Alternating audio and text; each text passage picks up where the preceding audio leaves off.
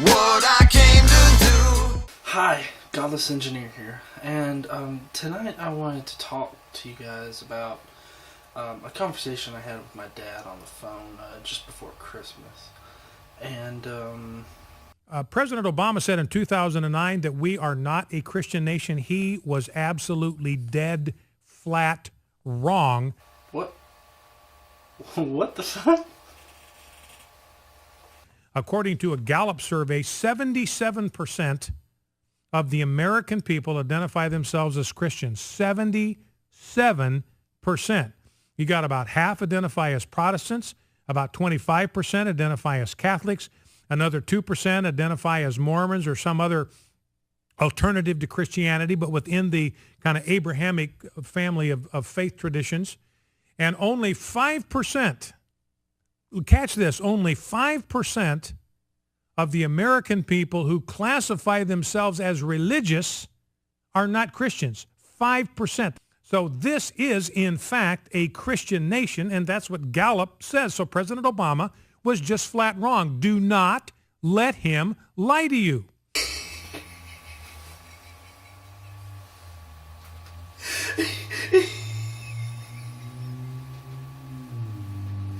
Well then, I guess if we're going to be playing that card tonight, then you can consider America to be a white female nation. We are a female nation, and don't you forget it. What's at stake here? Remember that the founders built our entire political system on a religious concept, on a specifically Judeo-Christian concept that the God of the Bible is a creator with a capital C, that we are created, we are not evolved beings. It's right there in the Declaration of Independence. All men are what? All men are created. Not all men are evolved equal. All men are created equal and endowed by whom? By their creator with certain unalienable rights. This guy just doesn't stop. I mean, it's like 12 minutes of pure fucking comedy. The Declaration of Independence isn't law. The Declaration of Independence was our breakup letter that we mailed back to Britain saying, fuck this shit, we'll make our own country, but with rights, freedom, and a British accent. You know what? Forget the British accent. Yes, most of the founders were of the Christian persuasion, but that does not make us a Christian country. That has no logical tie to us being a Christian country. Also, when they wrote all men are created equal, they didn't mean anyone other than white middle-aged males.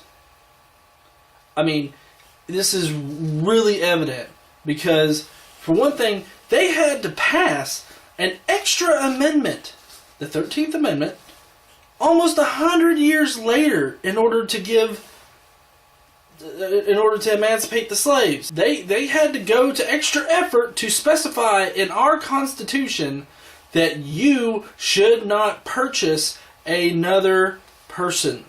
Also, women weren't even given the right to vote until the 1920s. So how can you really use that as, God giving us rights? Someone sounding a bit racist and sexist.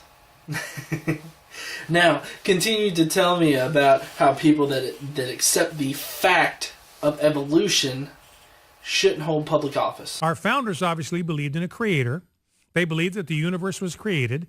They believed that man is a created being, not an evolved being, didn't rise out of the swamp somewhere, didn't emerge out of the slime. We don't share ancestors with apes and baboons. In fact, I would suggest to do if a politician, if somebody wants to exercise political power, and he is an evolutionist, he is disqualified from holding political office in the United States of America because he does not share the political worldview that established the United States of America and made it the greatest nation in the history of the planet. That's a bit extreme, don't you think? I mean, apparently somebody hasn't exactly gotten caught up on our current government. apparently. I mean, he fucking looks old enough to maybe he hasn't heard about some of these things. Like Article 6, Paragraph 3 of the U.S. Constitution. Let me just school you a little bit on actual government. The senators and representatives before mentioned, and the members of the several state legislatures, and all executive and judicial officers, both of the United States and of the several states, shall be bound by oath or affirmation to support this Constitution, but no religious test shall ever be required as a qualification to any office or public trust under the United States. Now, I'm not saying we ought to have a law prohibiting them from running for public office. I'm not saying that. I'm saying the American people shouldn't vote for him. Nice cover with the, I don't think this should be made into a law statement. Also, if you're going to tell me that you have to agree with creationism in order to hold a public office, then I think you need to require everyone that's holding a public office or will hold a public office to own slaves and reject modern technology. If you don't own slaves, then you can't be trusted to uphold our civil rights. If that just sounds stupid to you, then good, because it should. The average man on the street, that's what he'll tell you. Where do your rights come from? Well, they come from the government. No, they do not. They absolutely, flatly, completely, emphatically, categorically do not. Founders couldn't have been more clear about this. You go to the Declaration of Independence, all men are created equal and are endowed by their creator with certain unalienable rights. And they said these are self-evident truths. This truth that there is a creator and that he is the source of our is self-evident. You don't even need to argue it. It's so plainly obvious. Self-evident? Okay. They're self-evident, are they? Well, you know what rights aren't in the Bible? Any right that we have today. Any right that we hold dear, that's not in the Bible.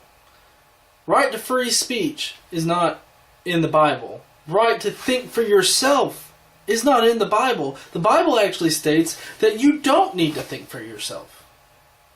And they condemn you to an eternal fiery pit where you're tortured forever, I guess, or something, I don't know.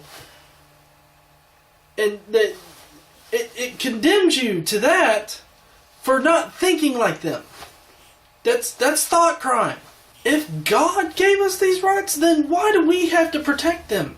So the purpose of government is to secure or to protect or to guarantee or to guard your unalienable right to life, liberty, and property. In other words, the purpose of government is if somebody infringes on a citizen's right to life, like through abortion or murder, right to liberty, kidnapping, incarceration, right to property, stealing, theft, embezzlement, swindling, whatever, then the purpose of government is to avenge the infringement of those rights, to punish the infringement of those rights, to bring justice into that equation. Let's all be honest.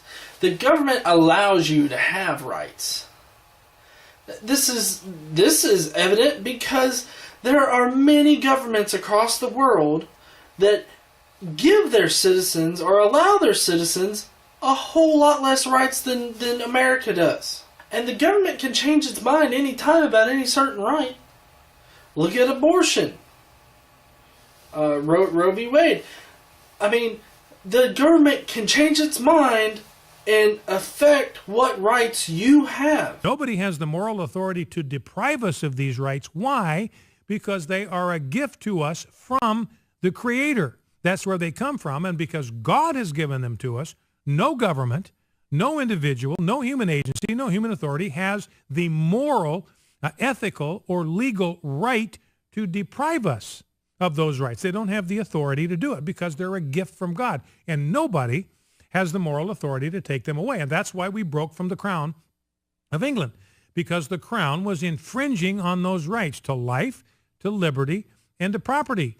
And the American people said, no, you can't do that. You can't take away these rights because they're not yours to give. You didn't give them to us. God did. Your job's to protect them. You're not doing your job.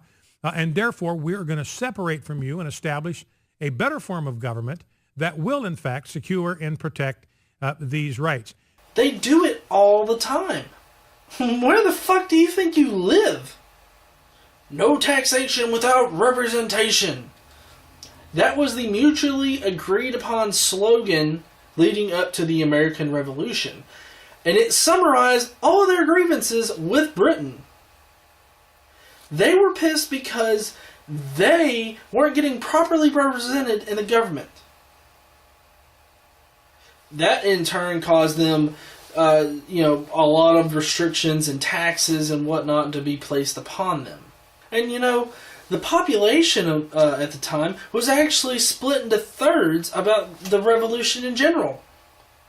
There was for, against, and I don't give a fuck. It's like you haven't ever taken an American history class. And on a final note, But only 32% of the American people, after a century of brainwashing, only 32% of the American people, according to Pew Research, believe that man evolved with no help from God. Isn't a good thing. That's not something to be proud about. Thank you for watching. Please like, subscribe, and share this video around. And I will see you next time.